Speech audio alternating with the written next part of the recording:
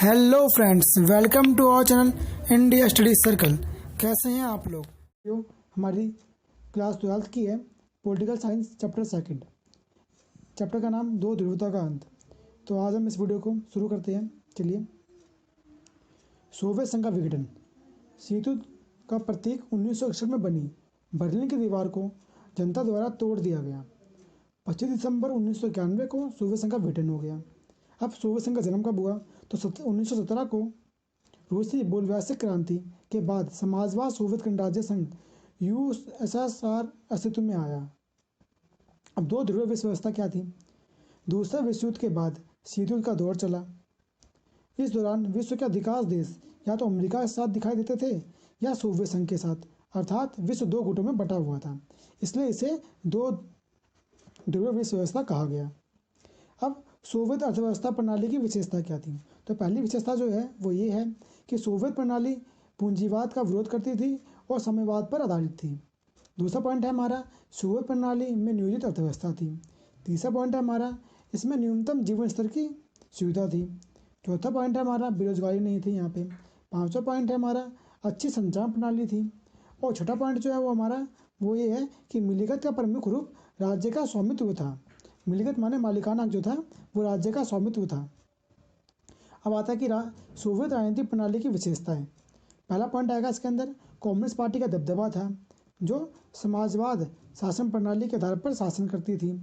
दूसरा पॉइंट है, सोवियत राजनीतिक प्रणाली समाजवाद व्यवस्था पर आधारित थी जहां समाज में संतुलन बनाए रखा जाता था। तीसरा पॉइंट है हमारा, किसी अन्य पार्टी या शासन प्रणाली को कोई भी मान्यता प्राप्त नहीं थी।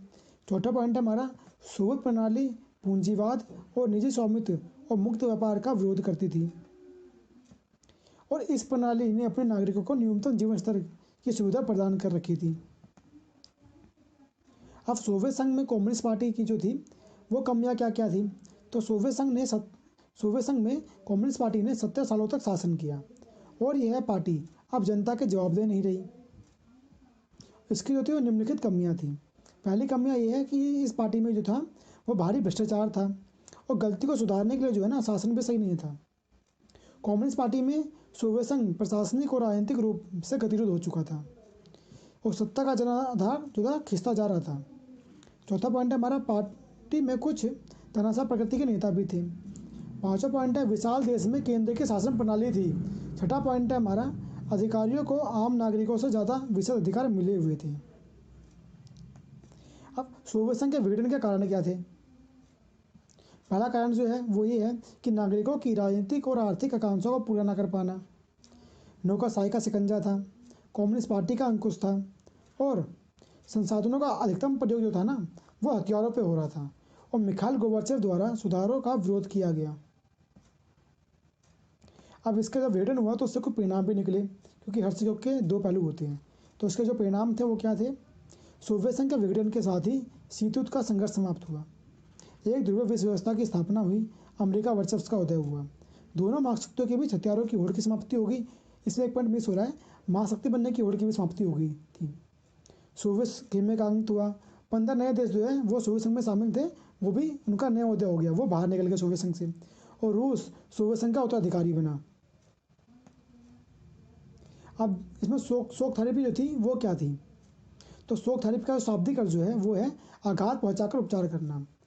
इसकी जो डेफिनेशन देंगे हम वो ये देंगे कि साम्यवाद के पतन के बाद सोवियत संघ के गणराज्य को विश्व बैंक और अंतर्राष्ट्रीय मुद्रा कोष द्वारा निर्देशित साम्यवाद से पूंजीवाद की ओर परिवर्तन के अपनाने को कहा गया। इसे शोक थेरेपी कहते हैं। अब शोक थेरेपी की विशेषता क्या थी? तो पहले जो पॉइंट आएगा हमारा ये आएगा कि मिलीगत का प्रमुख रूप निजी स्वामित्व था। दूसरा पॉइंट जो आएगा हमारा आएगा, राज्य की संपदा का निजीकरण किया गया, सामूहिक फॉर्म को निजी फॉर्म की जगह बदला गया। चौथा पॉइंट है, मुक्त व्यापार व्यवस्था को अपनाया गया और मुद्राओं की आपसी परिवर्तन होना स्टार्ट हो गया, मतलब कि ट्रेडिंग करना शुरू हो गया। अब शोक थेरेपी का नकारात्मक परिणाम क्या थे? तो शोक थेरेपी का जो नकारात्मक परिणाम है वो पहला पॉइंट ये है कि रूस का औद्योगिक ढांचा जो चरमरा गया था, रूसी मुद्रा में गिरावट आई, समाज कल्याण की पुरानी व्यवस्था नष्ट हो गई, माफिया वर्ग का उदय हुआ और सामूहिक खेती प्रणाली को समाप्त हो गई और 90% उद्योगों को निजी हाथों या कंपनी या दामों में बेचा गया और इसे जो है इतिहास की सबसे बड़ी गिरासेल भी कहते हैं। अब पूर्व साम्यवाद देश और भारत।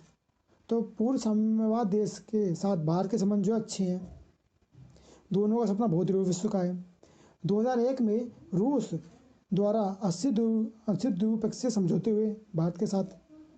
भारत और रूस हथियार का खरीदार है। रूस से तेल का आयात भी होता है भारत में, और परमाणु योजना में जो है रूस ने हमें मदद भी की है भारत को। सोवियत संघ के विघटन का असर भारत के संदर्भ में। तो सोवियत संघ के विघटन के परिणाम स्वरूप विश्व राजनीति में बहुत महत्वपूर्ण परिवर्तन हुए। अमेरिका एक ही महाशक्ति रह गया जो भारत के हितों को बहुत करीबी से प्रभावित कर रहा था। भारत अपने विभिन्न आर्थिक और सामरिक हितों के लिए अमेरिका के साथ चला, यह मजबूरी थी उसकी। फिर भी भारत ने रूस से अपने संबंधों को खराब नहीं किए।